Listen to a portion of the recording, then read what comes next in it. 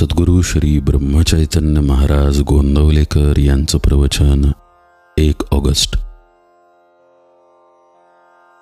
आनंद कशामुळे मिळतो? सृष्टी शून्यापासून निर्माण झाली. आपली ही मूळ स्थिती तीच आहे.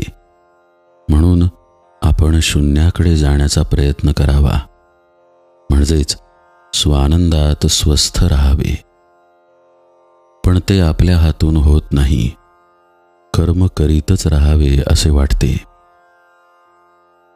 प्रपंचाची दगदग झाली म्हणजे आपण दूर जाऊन बसतो, पण मनाची तळमळ त्यामुळे नाहीशी झाली नाही तर काय उपयोग? याकरिता मनाची स्वस्थता कशाने होईल ते पाहावे. आनंद कुणाला नको आहे? आपल्याला आनंद हवा आहे खरा, परंतु तो मिळवण्यासाठी जे करायला पाहिजे ते आपण करीत नाही. नोकरी नको आणि खायला हवे हे कसे शक्य आहे? खरोखर प्रपंचाच्या या अगणित उपाधीतून सुटून जो स्वास्थ्याकडे जातो तो धन्यच होय. मनाच्या विरुद्ध गोष्टी झाल्या की लगेच आपल्या आनंदात बिघाड येतो. याकरिता आपल्या इच्छेविरुद्ध घडले तरी माझे स्वास्थ्य बिघडणार नाही, इकडे पाहावे. याला एकच उपाय आहे आणि तो म्हणजे माझी इच्छाच मी नाहीशी करणे. कोणतीही वस्तू मिळावी किंवा अमुक एक गोष्ट घडावी ही बुद्धीच ठेवू नये. जोपर्यंत हाव आहे तोपर्यंत स्वास्थ्यापासून आपण दूर आहोत असे समजावे.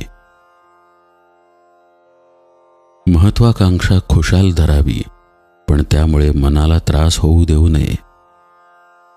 भगवंताची इच्छा तीच माझी इच्छा असे म्हणावे आणि अभिमान सोडून कर्म करीत राहावे.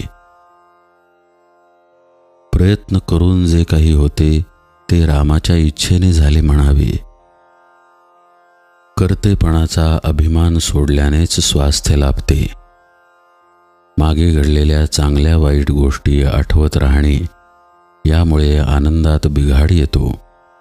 तसेच उद्याची काळजी करीत राहणे यामुळेही मनाच्या स्वास्थ्यात व्यत्यय येतो. होते जाते हे सर्व भगवंताच्या इच्छेने होते हे मनाने पक्के ठरवल्यावर मग विनाकारण काळजी का करावी? दुःख करणे अथवा न करणे हा मनाचा धर्म असल्यामुळे ज्या माणसाने मनाला योग्य वळण दिले आहे तो प्रत्यक्ष दुखणे भोगत असतानाही आनंदात राहू शकेल. म्हातारपणी तर आनंद हे मोठे शक्तिवर्धक औषध आहे.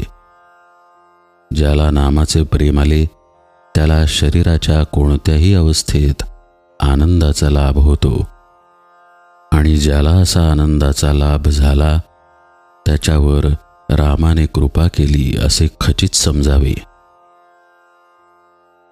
भगवंतासाठी एकच दान खरे आहे आणि ते म्हणजे आत्मदान होय.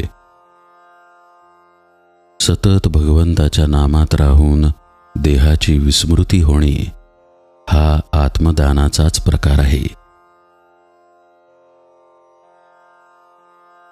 वाणीने नाम घ्यावे व मनाने स्मरण करावे आणि या दोन्हीचा मेळ असावा.